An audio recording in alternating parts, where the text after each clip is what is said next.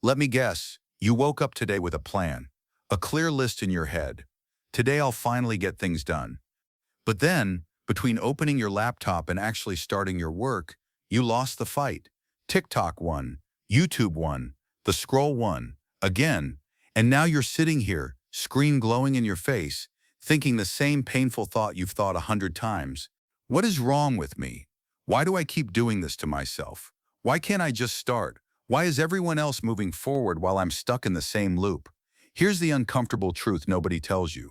Smart people procrastinate the most, not because they're lazy, but because their brain is too good at finding escape routes.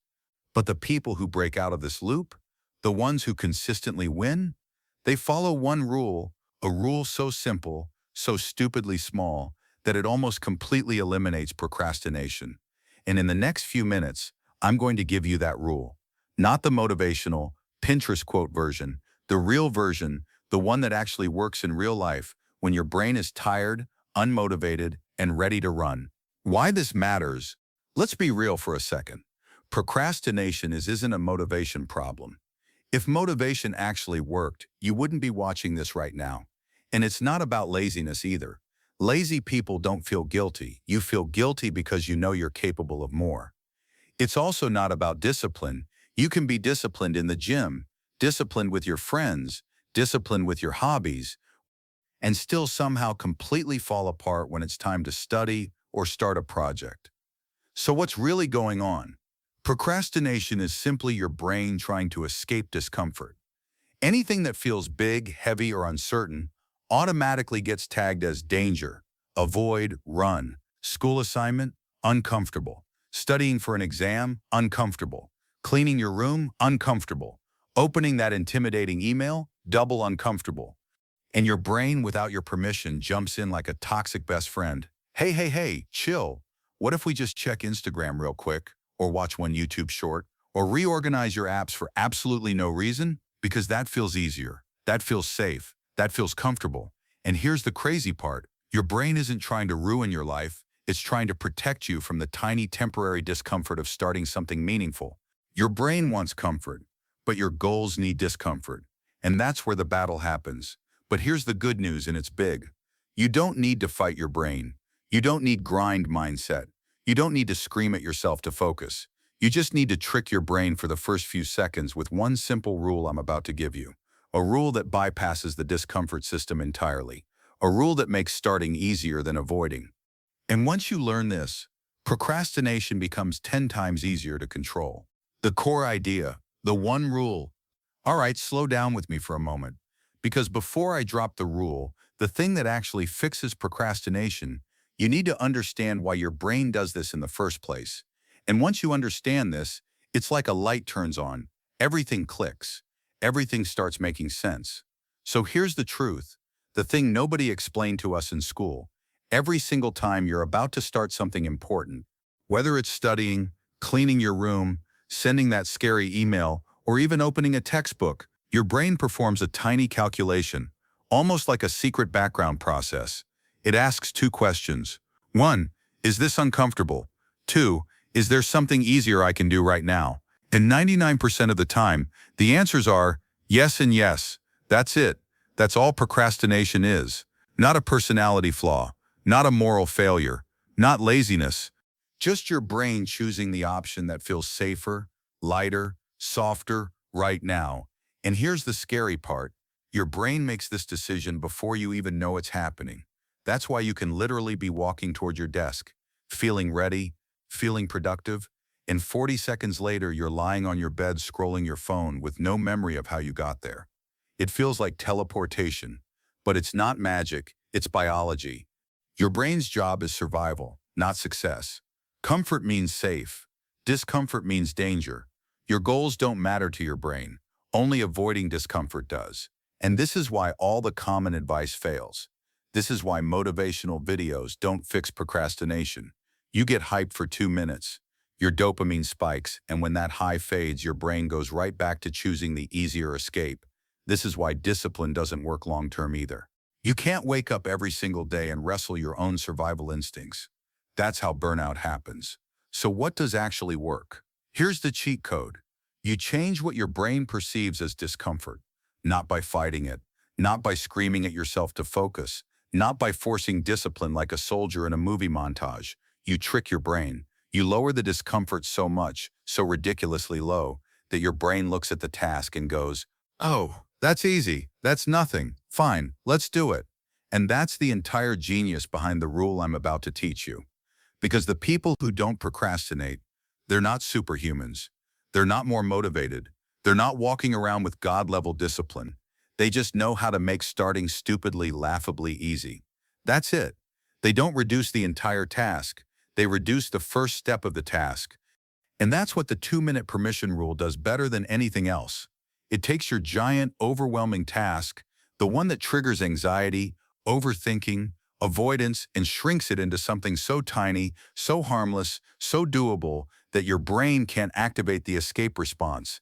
Instead of study for 2 hours, your brain only perceives, open the notebook. Instead of write a whole essay, your brain only sees, type the first sentence.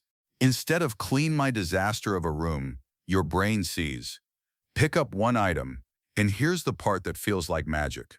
The moment you begin, even if it's ridiculously small, your brain flips a switch. It goes from avoidance mode to engagement mode. It's like it wakes up and says, "Oh, we're doing this? All right, let's keep going." Starting creates momentum. Momentum kills procrastination from the inside. That first tiny action is the key that unlocks the entire system. This is why the rule works almost every single time. Not because it forces you to be disciplined, but because it makes the first step so small that procrastination has nothing to hold on to. And once you start, you naturally keep going. The rule is simple, but the effect is massive. All right, now that your brain finally understands what's happening behind the scenes, it's time. Let's break down the rule itself. Then I'll give you the 20 micro habits that turn this rule into a life-changing, unstoppable routine. All right, now that you understand why this rule works and why your brain reacts the way it does, it's time to break this entire system into something you can actually use today. Because knowing the rule is one thing, applying it every day, even on your worst days, is where the real transformation happens. So here's what we're about to do. I'm going to break the 2-minute permission rule into 4 clean, simple parts. No fluff, no complicated psychology, just a step-by-step formula you can follow the moment this video ends. And then from here until the end of the video, I'm going to give you 20 short, rapid-fire micro skills, each one about 30 seconds long, each one designed to strengthen this rule so much that procrastination literally runs out of places to hide. By the time we finish, you'll not only know what to do, you'll know exactly how to make it automatic. All right, let's get into it. 20 mini 30-second segments. First, your brain fears the size of the task, not the task itself. Here's the truth. Your brain doesn't panic because chemistry is hard. It panics because study chemistry sounds like climbing a mountain with your bare hands. But the second you shrink it into open the book, the mountain shrinks into a pebble. Your brain stops seeing danger. It switches from run away to, okay, this isn't so bad. Large tasks trigger survival mode. Tiny tasks feel harmless. And the 2-minute rule works because it instantly changes the size of the threat without changing the task itself. Second, say the magic phrase, "I'll just do 2 minutes." Say it out loud, not in your head. Your voice has power. When you say, "I'll just do 2 minutes," your nervous system relaxes. Your brain thinks, "Oh, this isn't a trap, this is safe." You remove pressure and replace it with permission. And the moment pressure disappears, resistance melts. Starting becomes the obvious next step. Third, touch the task. Literally. Before you argue with yourself, before you think, before you plan, touch something related to the task. Pick up the book. Place your fingers on the keyboard. Hold the pencil. Your brain reads that physical contact as, "We've already begun." This is behavioral priming. You don't force momentum, you trigger it. Fourth, remove one distraction. Not all distractions. Perfection is the enemy of starting. You don't need a spotless room. You don't need aesthetic study vibes. You just need one less distraction than you had 10 seconds ago. Put your phone face down. Close one tab. Shut the door halfway. One tiny friction change can instantly shift your brain into work mode. Fifth, use the 5-second drop. Count down out loud. 5, 4, 3, 2, 1. Move. This bypasses your brain's analysis mode. You don't negotiate, you don't think, you don't debate with yourself. Actions taken within 3 seconds are impulsive, and for starting, that's exactly what you want. Next, sit before you think. Thinking before sitting leads to excuses, but sitting before thinking, that leads to action. Sit down first. Let your body take the lead. Let your brain catch up later. Once you're physically in the position to work, your mind naturally follows. Your posture becomes the momentum. Seventh, create friction for your biggest distraction. Don't quit your phone. Just make it 5% harder to access for 2 minutes. Put it in a drawer. Throw it on your bed. Turn it upside down. You're not banning it, you're delaying it. That tiny bit of friction is enough to break the automatic scrolling reflex. Next, use a starter soundtrack. Pick one song, not a playlist. One track that your brain learns to associate with starting. The first 10 seconds of that song become your activation cue. Just like athletes warm up with the same routine, you're conditioning your mind. This sound, time to begin. Ninth, reward the start, not the finish. Your brain learns through rewards. If you only reward finishing, your brain avoids starting because the reward is too far away. Celebrate the first tiny step, a breath, a smile, a small nice, a sip of something you like. You train your brain to crave starting, not finishing. 10th, remind yourself, I'm allowed to quit after 2 minutes. This is the cheat code. You give yourself permission, not pressure. And ironically, you almost never stop. Because once the pressure vanishes, the task stops feeling scary. It becomes curious, playful, light. Pressure kills progress. Permission unlocks it. 11th, motivation is the result of action, not the cause. People wait for motivation. High performers create it. When you move, even for 2 minutes, your brain releases dopamine, and dopamine says, hey, keep going. This is why once you start studying, you usually keep going. Action, real motivation, real more action. Never the other way around. 12th, change your environment just enough to signal new mode. You don't need a whole new room. Just shift something. Sit in a different chair. Move to the other side of your desk. Angle your body differently. Small environment changes tell your brain, we're entering a new mode now. New posture, new mindset. 13th, visualize the first micro step only. Not the whole project. Not the entire task. Just the first micro step. Picture opening the book. Picture typing the first 3 words. Picture picking up one item. Micro-visualization eliminates overwhelm because your brain stops seeing a mountain and starts seeing a pebble. 14th, use the 1-tab rule. For the first 2 minutes, you're only allowed 1 tab. 1 tab is safe, 10 tabs is chaos. After 2 minutes, you can open more if needed, but you almost never will. Single task entry leads to deep focus later. 15th, progress is greater than perfection, always. Perfectionism fuels procrastination. It whispers, if you can't do it perfectly, don't do it yet. But 2 minutes of messy progress beats 2 hours of imagining perfect results. Lower your standards, be imperfect on purpose. 16th, do the future you test. Ask yourself, will future me be happier if I do 2 minutes right now?